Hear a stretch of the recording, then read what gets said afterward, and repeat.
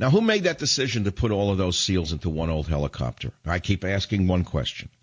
Now, I've read blogs on the internet on this, and some former special ops guys are saying that they were sent to their death on purpose by someone in the Obama administration.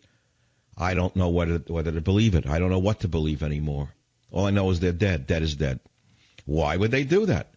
Well, let's see what the conspiracists are saying. Remember what happened prior to this. Osama bin Laden was killed by Navy SEALs, remember?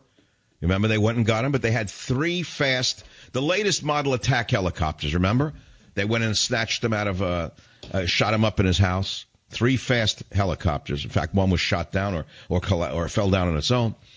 Now, a few months later, what did somebody in the Obama administration do a deal with the enemy? Saying, look, we're sorry we killed Osama bin Laden. We're going to sacrifice some SEALs to show you how sorry we are. I don't know whether to believe a thing like this. But when you got a guy in the White House who in the middle of what we're facing is having a blues party, turning it into a disgusting frat house as far as I'm concerned, and I don't care what you say about me. They have trashed the White House. He should be celebrating the SEALs. He should be welcoming the parents of the dead SEALs, not the blues singers. Savage. Robert in Pittsburgh, go ahead, please. You're on the Savage Nation. I crewed U.S. Army CH-47s for 5 years, and all my buddies that I served with, we both, email each other and all stuff, and so much protocol was subverted on that night that it could be nothing other than a setup. Okay, this is what I want to hear, Robert. Let's start from the top. CH-47 Chinook. How old? What does that go back to the Vietnam era? They were first fielded by Boeing in 1958 as the Alpha model and were used extensively through the Vietnam era, clean till today. Okay, why was that helicopter used instead of the most advanced attack helicopters on that night mission? Because it was a setup. It was a setup from the get-go that used the same flight path as the former Chalk that went through that valley that night. Them RPG gunners were waiting. They knew that bird was coming to that same exact path. And SEALs are never used, hardly ever on QRF missions like that. It's usually elements from the 10th Mountain or other Rangers that are sitting at a moment's notice. SEALs are worth their weight in gold. They're used for high-value target capture, other missions like this.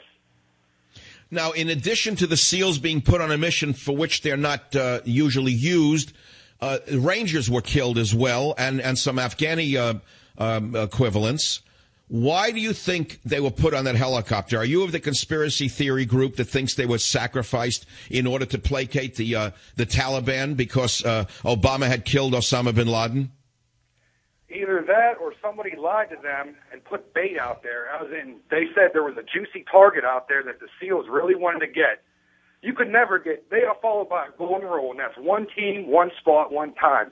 You never put more than one team of SEALs on one bird, and secondly, we always use a diversion landing zone. So there's always... Wait, let me back this up for the non-military amongst us, including myself. How many SEALs died in that helicopter crash that Obama ordered? 22? Yes. Okay. And you say that normally there's smaller units put into several different helicopters. Is that what I'm hearing? Yes, they operate in six-man teams usually. Six-man teams. Somebody put 22 of them in one helicopter? One Vietnam-era helicopter in the middle of the night? I've been asking about this for a year now. All my friends that I served with, we all listen to your show. We think it's great. We all believe that you hit the nail on the head when you said this was a setup. Because it doesn't make sense militarily, tactically, strategically. It was a setup from the get-go. But when you say setup, let's carry this conspiracy to its logical conclusion. What do you mean setup? By who? By a subversive enemy within our highest-ranking military branches. There's somebody that's an al-Qaeda sympathizer or just a jihadi themselves that set this up. Look what happened to the CIA agents in Pakistan who were blown up by a Jordanese spy. How'd that happen? Our best and brightest let this guy walk right... Wait, how about the blues singer in the White House sending the most advanced drone into Iran, and it lands without a scratch, and the Air Force says we don't know why or how? Is that possible that we have, again, the same operative doing this?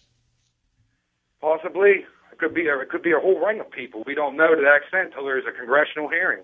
And there probably never will be because it's so... Well, tonight we have a debate with the great Republican Party. You would think one of the geniuses who are so conservative, Ron Paul, perhaps, or the great Newt Gingrich, would raise this issue and override the liberal moderator and say, excuse me, I'm not answering that question. I want to talk about why so many Navy SEALs were killed in that mission. I'd like to see one of the candidates say that ever. Why are they not saying it? Why are the Republicans silent, sir?